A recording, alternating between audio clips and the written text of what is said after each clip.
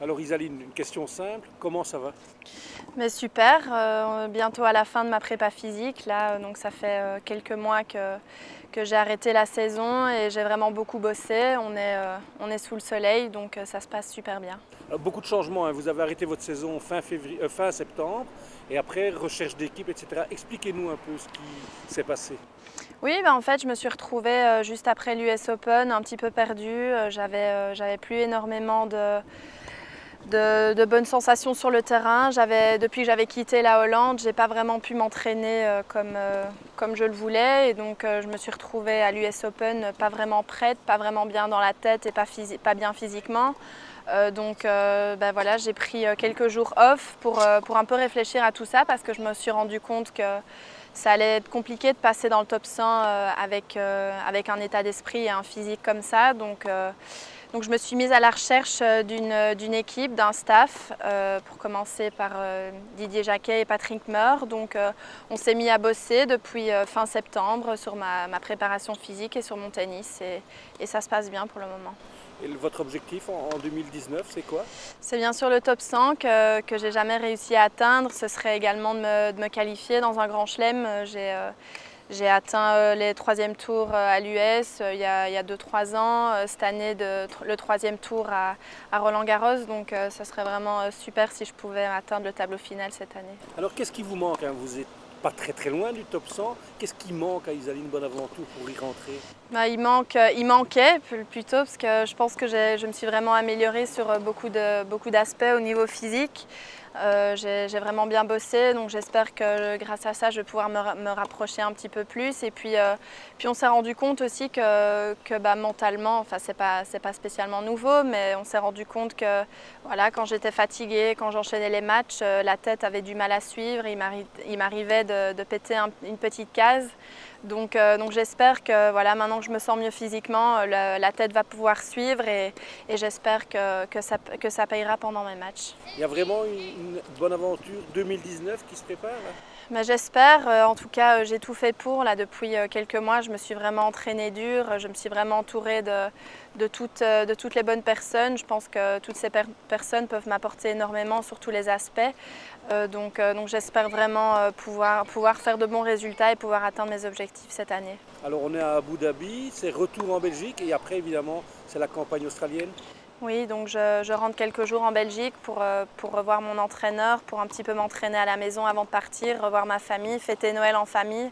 Et puis je partirai le 25 à Auckland et puis à Melbourne. La Fed Cup, c'est dans votre programme? Oui, tout à fait. J'ai donné ma disponibilité à Johan. On m'a demandé si j'étais disponible et c'est vraiment une compétition qui me tient à cœur de jouer pour mon pays. J'ai déjà eu l'occasion de jouer des simples, mais là, ça fait quand même un petit moment que j'ai pas joué de match en Fed Cup, donc ça me tient vraiment à cœur et j'espère qu'on me donnera ma chance cette année. En plus, vous allez jouer pas très loin de chez vous, puisque la rencontre Belgique-France, c'est à Liège.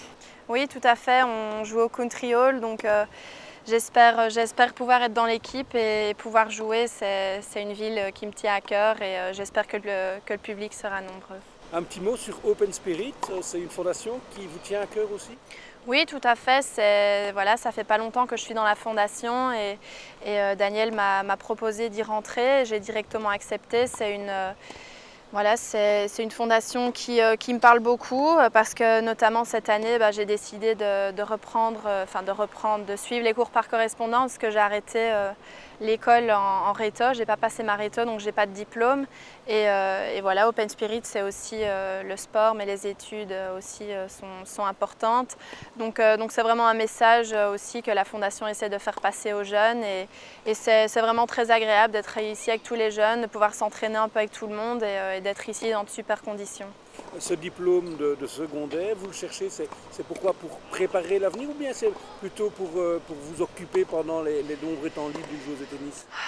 M'occuper, en général maintenant en 2019, on arrive toujours à s'occuper avec les séries, etc.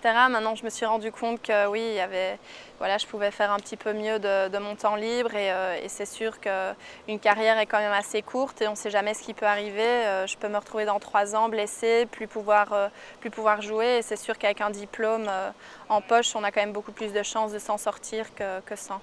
Un mot encore sur la Fed Cup, c'est un gros match, hein, Belgique-France, grosse équipe française, grosse équipe belge aussi. Qui est favori? Je pense que sur papier, la France pourrait peut-être être, favorite. Maintenant, on est une super équipe, on s'entend super bien et on est plutôt complémentaires. Ça fait quand même quelques rencontres qu'on joue tout ensemble. La France n'a pas eu cette chance-là. C'est soit une qui décidait de ne pas jouer ou l'autre qui était suspendue. Notamment pour Cornet, donc elles n'ont pas vraiment eu l'occasion de toutes jouer ensemble et nous on a eu cette chance-là, donc je pense que vraiment l'ambiance et l'atmosphère pourra nous aider et puis le fait de jouer à la maison aussi ça nous aidera aussi beaucoup par rapport à la dernière fois où on a joué quand même en France, ce qui n'est jamais évident. Même si je pense qu'on aurait pu l'emporter cette rencontre-là, on a toujours un goût de trop peu et on va tout faire pour gagner cette rencontre. C'est un appel aux supporters? Oui, bien sûr. Ça fait quand même un moment qu'on n'a pas joué en Belgique, on avait joué à Coxyde. Maintenant, voilà, on joue à Liège, donc j'espère vraiment que toute la Belgique sera réunie pour nous supporter. L'aventure de la Coupe Davis, 2 finales en 3 ans, c'est quelque chose qui vous fait rêver? Oui, ça fait rêver tout le monde de se retrouver en finale d'une aussi belle compétition. C'est sûr qu'on n'a pas eu cette chance-là ces dernières années. On est un peu sorti du groupe mondial, donc là on est bien dedans et on va tout faire pour essayer de faire aussi bien que les hommes. Les hommes avec Steve Darcy qui est ici avec vous à Abu Dhabi. C'est un exemple, Steve? Oui, c'est un exemple. On a beaucoup l'occasion de se côtoyer, notamment dans les tournois, on s'entend très bien. Donc dès que j'ai un petit conseil à lui demander, j'hésite pas à lui envoyer un petit message et il est toujours là, il est toujours prêt à nous aider, à nous montrer le bon exemple. Et vous vous taquinez un peu aussi quand vous êtes sur les mêmes terrains, non?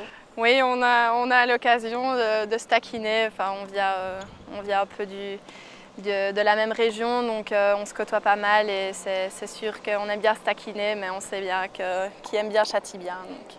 Ça va, merci Isaline. Avec plaisir.